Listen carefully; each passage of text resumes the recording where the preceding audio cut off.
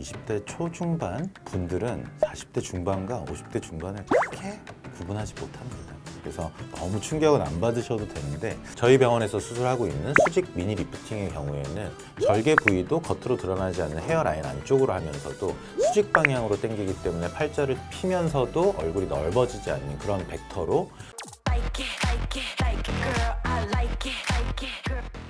안녕하세요. DA 성형외과 구영구 원장입니다. 오늘은 세상 모든 성형 고민을 읽다 리프팅 편을 시작해 보겠습니다. 안녕하세요. 40대 중반 직장인 여성입니다. 요즘 신입사원 나이대가 어려서인지 어린 친구들과 외모를 비교하게 되면서 스트레스를 많이 받고 있는데요. 특히 눈 밑살이 볼록하게 튀어나오고 팔자주름이 갈수록 깊어져 성형을 고민하게 된 건 얼마 전 있었던 회식 날의 일 때문입니다. 회식 자리에서 직원 모두 어느 정도 취한 상황이었고, 신입사원 한 명이 긴장이 풀렸는지 제 나이를 50대 중반으로 봤다는 얘기를 듣고 너무 충격에 빠졌습니다. 그 자리에서 표정 관리가 잘 안 됐지만 분위기 망치기 싫어 웃으며 상황은 넘겼는데요. 집으로 돌아온 이후에도 그 말이 계속 떠오릅니다. 앞으로 이런 말을 또 듣지 않으려면 제가 어떤 수술을 하면 좋을까요? 그리고 직장인이다 보니 회복 기간도 얼마나 잡아야 할지 궁금합니다.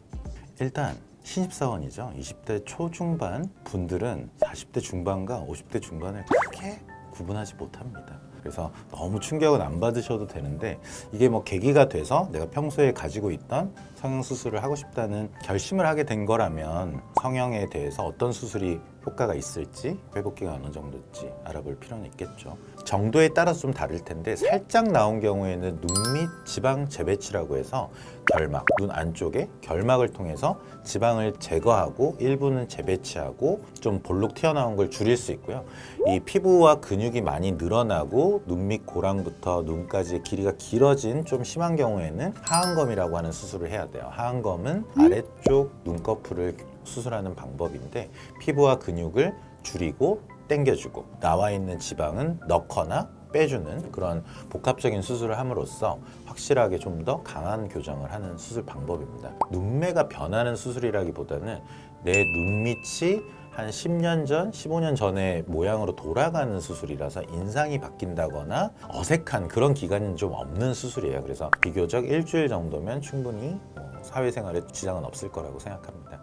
오히려 이제 리프팅에서 가장 어려운 것 중에 하나가 팔자인데요. 팔자가 처지는 건 피부와 면조직이 중력에 의해서 아래쪽으로 처지면서 기본적으로 잡고 있는 팔자주름이 깊어지고 볼록해지고 처져 보이는 느낌이 있죠. 이런 경우에는 가장 효과적인 건 팔자 쪽에 입안 절개를 통해서 실리콘 보형물을 넣는 게 가장 큰 볼륨을 채워줄 수 있어요. 하지만 이거는 약간 보형물도 들어간다 하기 때문에 좀 부담이 되는 경우에는 필러로 볼륨을 채울 수도 있고요. 처짐이 심해서 팔자가 깊어진 경우는 당기는 수술이 필요해요. 당기는 수술은 결국에 리프팅이고, 조금 처지고 조금 개선하고 싶은 경우에는 실리프팅으로 간단하게 회복 기간 없이 할 수 있고요. 이제 안면 거상의 경우에는 효과는 강하지만 절개의 부담도 크고 회복 기간도 좀 충분해야 되기 때문에, 그리고 나이가 좀 젊으신 분이 선택하기에는 부담이 가는 수술이기도 합니다. 그래서 저희 병원에서 수술하고 있는 수직 미니 리프팅의 경우에는 절개 부위도 겉으로 드러나지 않는 헤어라인 안쪽으로 하면서도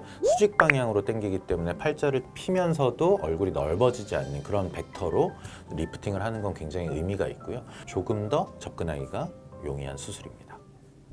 안녕하세요 원장님. 저는 얼굴이 남들보다 긴 탓에 너무 나이가 들어 보여 고민인 대학생입니다. 코는 길지 않은데 이마가 길고 이중턱 라인도 살 때문인지 많이 처져 있어 더 길어 보이는 느낌입니다. 이번 방학 때 수술을 생각 중이고, 주변에선 모발 이식이나 이마 축소를 하면 도움이 된다는데 어떤 수술을 해야 얼굴도 짧아 보이고 어려 보이는 효과를 줄 수 있을까요? 여자친구는 수술하면 이상할 것 같다고 말리지만 저는 오랫동안 컴플렉스였기 때문에 꼭 수술을 하고 싶거든요. 도움 부탁드립니다.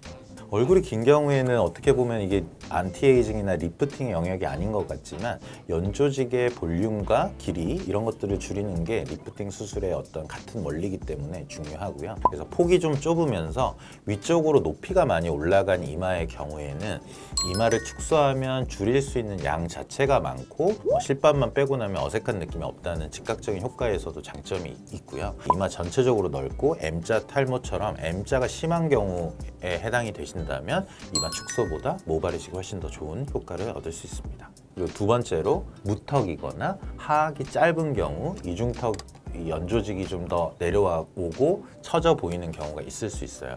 이런 경우에는 이중턱의 지방을 충분히 제거하고 근육이 늘어나 있는 경우에는 근육을 묶어주는 경우도 있고요. 아니면 피부 자체가 좀 처져 있는 경우에는 실로 당겨서 이렇게 빨랫줄을 팽팽하게 하듯이 딱 올려서 이중턱의 각도를 만들어주고 정면에서 보이는 이중턱 부분의 연조직 양을 줄이면 얼굴이 짧아 보이는 효과가 강하기 때문에 리프팅이 얼굴을 짧아 보이게 하는 역할도 할 수 있습니다. 오늘은 세상 모든 성형 고민을 읽다 리프팅 편을 준비해봤는데요. 오늘 영상이 좋았다면 구독, 좋아요, 알림 설정 부탁드리겠습니다. 감사합니다.